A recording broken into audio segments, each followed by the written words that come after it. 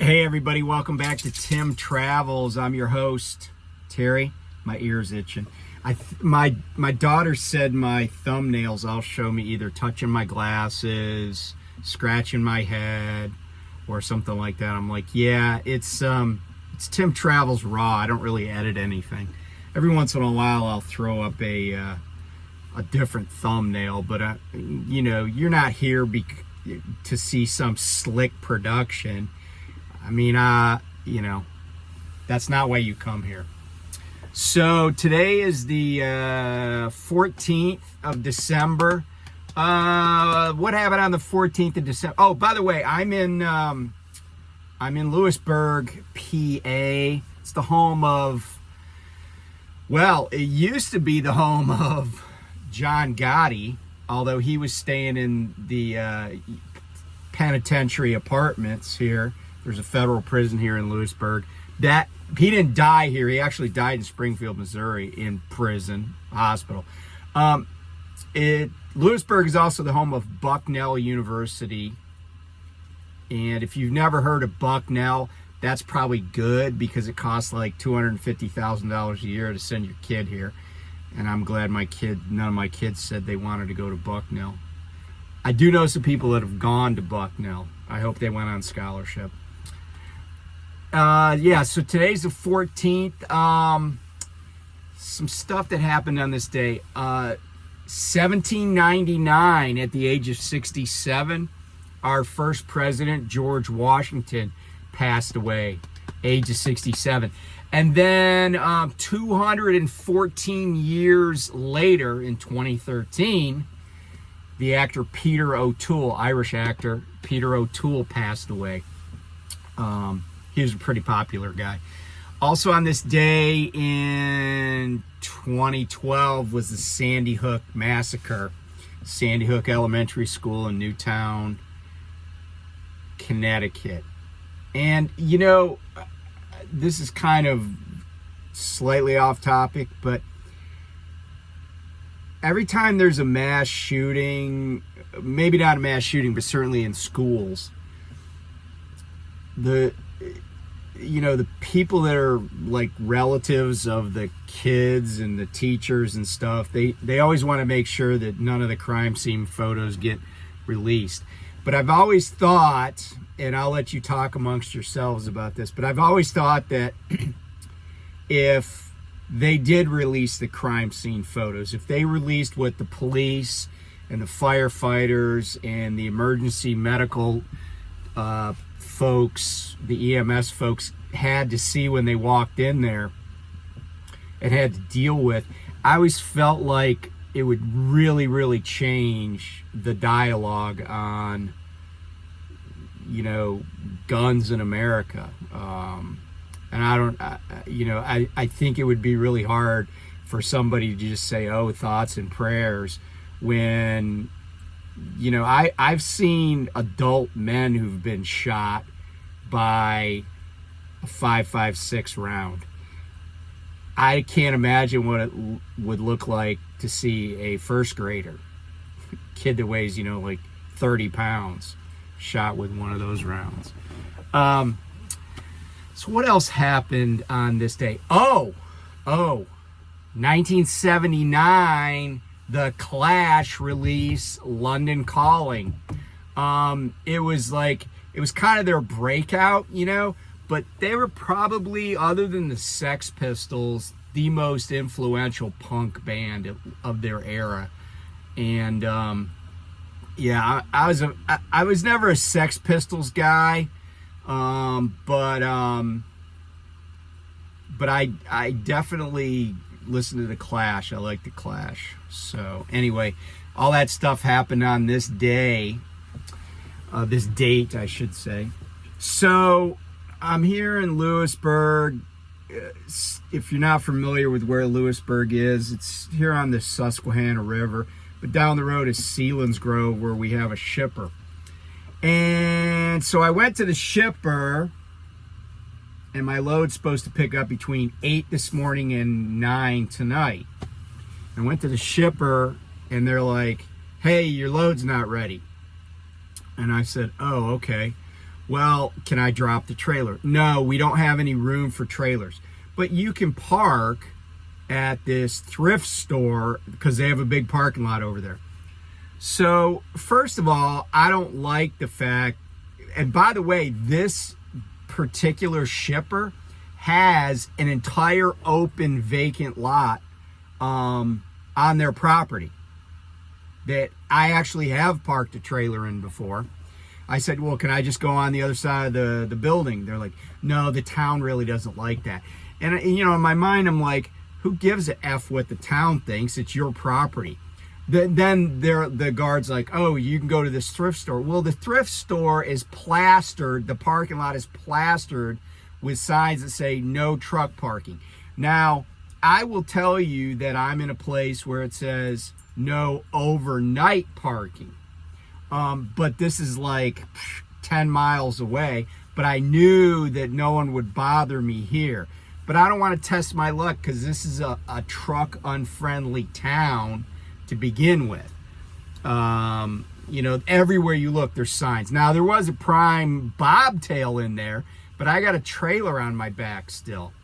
So, and there's a bunch of Prime bobtails just hanging around this area and a couple people with trailers. So I'm like, yeah, they said they might be ready by my 2100 drop dead time.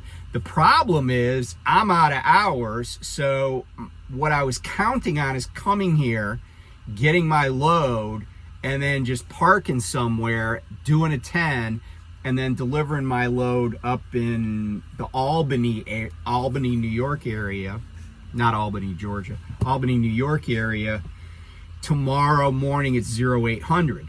So I've sent a message to dispatch. I'm like, hey, I need you to push back my pickup time because if you don't, I'm not going to be able to deliver on time. So I need to pick this load up, you know, like 0100 so I can get my 10 in. So hopefully that happens. So let's talk about, I mean, I already was talking about trucking, but let's talk about trucking for a second. This week, and when I say this week, I mean the week that closed out yesterday. The settlement will be on Friday. The money hits the account on Saturday. Is the worst week I've had at Prime in over 2.5 years. I've been with, you know, contracting with Prime for over 2.5 years. And I say that because of this reason. During the entire week, I was available to haul cargo in a trailer 100% of the time. And I am going to have maybe slightly over, unless some crazy thing happens, like I get some giant refund for IFTA or some, you know, pile of money that I wasn't really thinking of happens, like, you know, some detention or something. I'm gonna have gross revenue of just a little over $2,600 for the week.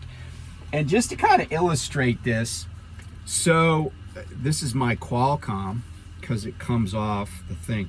So let's look at the last 8 days and see how far I drove in the last 8 days. So today, I've actually driven 500 miles because I was in Hubbard, Ohio last night, drove to Bethlehem, PA. Then I drove from they didn't have any empty this is kind of ironic, right? They didn't have any empty trailers at where I dropped off, and I said, hey, can I bobtail to my 01? They're like, no, you got to take a trailer. Of course, they got so many stinking trailers they can't fit anymore. I would have really been great if I could have bobtailed here. But anyway, I digress. So today, then I had to drive to Hershey, which is sort of kind of on the way, but not exactly, to come to Selinsgrove. Drive to Hershey, pick up an empty. That went smoothly. The lady at the gate was very lovely, very nice. And then I came up here, and then I came even farther. But I've driven basically 500 miles today. But listen to the rest of this. Mind you, so going back to the 7th, which would have been last week, Thursday. Now, I don't have the other one, but here's my mileage by day. And this is going backwards. 206, 289, 82, 411, 59, 325, and 227. So other than today, where I actually pretty much work, a full day, one day I got 411 miles. That was the best I did, and that was on the 10th. And I drove 8 hours and 15 minutes. But some of these days, I drove an hour and 15 minutes, an hour and 31 minutes, 4 hours and 57 minutes, 4 hours and 30 minutes. But I was available the whole week. And just to kind of illustrate that, even after today, where I actually have been on duty for 10 hours and 25 minutes, I still have 21 hours on my 70 clock, and I'll get back 6 hours at midnight. But yeah, I had 3 trips. I don't know what all that adds up to, because actually there's one day missing off there, but I sat, like, I remember one place I was in the sleeper berth for like 19 hours, and then all I did was drive to a different truck stop to be closer to where I was picking up, like 25 hours after I had dropped. I had one drop where, I think that was another one where I went like almost a day and a half before I could pick up again. And I'm not saying this because I want people to feel sorry for me, although I will give you the link to my GoFundMe if you go to the description. Actually, I won't. There's no GoFundMe. But, I know a lot of people are hurting. It's slow for a lot of people. But, I got to say that for being available 168 hours, and if you're keeping score at home, that's how many hours are in a week, 168. For being available 168 hours and having the hours of service clock that I would have needed, for me to only gross like $2,600. And by the way, the load I delivered this morning, I could have theoretically delivered it yesterday before payroll cutoff, but because of when it picked up, I would have had to run like super hard, and I would have had to take toll roads and spend more fuel to make sure that I got it there on time. And then there were, of course, no guarantees that I was going to get it in by payroll cutoff, because anything can happen, right? So I was like, you know what? I'm not going to try to, drive like a maniac from, Michigan to Bethlehem, PA. So I didn't. I was like, it's winter. Anything can happen. I was like, I'll just take my lumps. But yeah, this is the first. I mean, I've certainly had weeks with less gross, but that's because I was home, or the truck was in the shop, or, there was some other reason other than,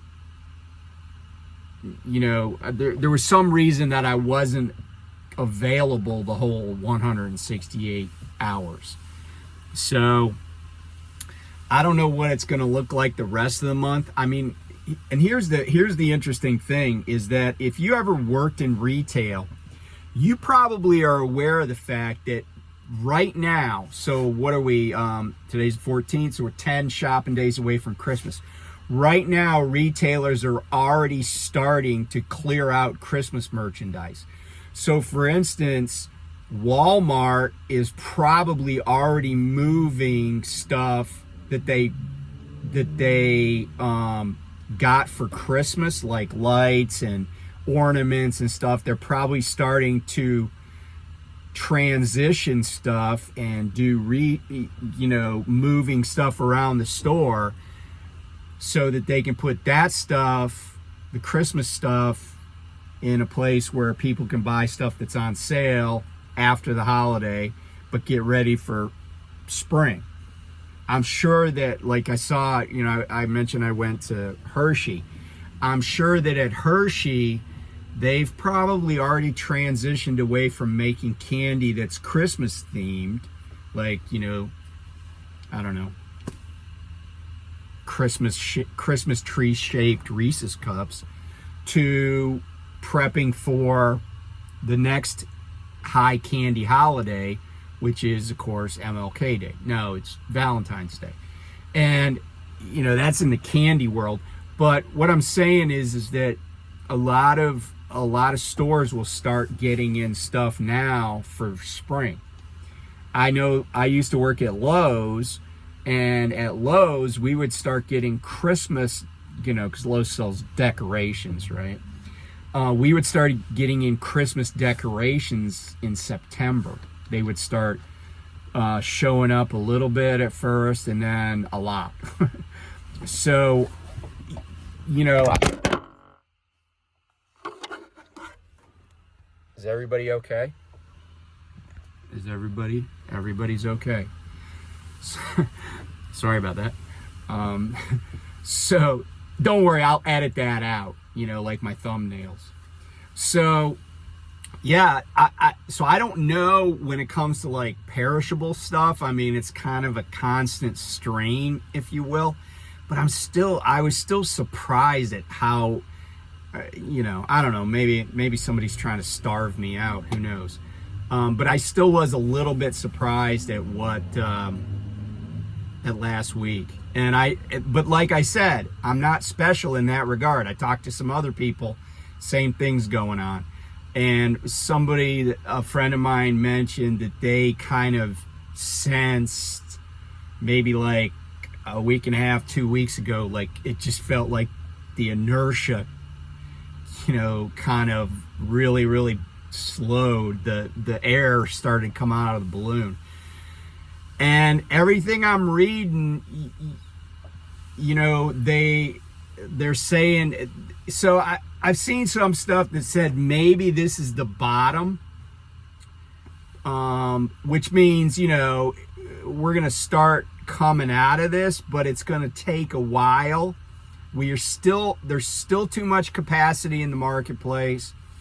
And I've seen some articles where I was telling somebody that I read an article where they interviewed a guy that he's not technically in the transportation world, but his company does a lot of financing. It handles a lot of accounts receivable for transportation companies. And he's kind of an analyst, and he was saying that he thinks it could be another year from December. So hopefully he's not correct, but he probably knows more about it than I do. So I like to be optimistic. I'm a fairly optimistic person most of the time, but I'm also, I don't ignore numbers. So we'll have to see what happens. But anyway, this week is off to a better start for me. In fact, the load I dropped this morning and this load I'm going to pick up sometime tonight actually aggregate to more than I had in gross last week. So if I can get another load or maybe even 2 more loads that look similar, then I'll have an okay week and my wife will allow me to come home for the holidays. So anyway, be safe out there and I will talk to you soon. Bye.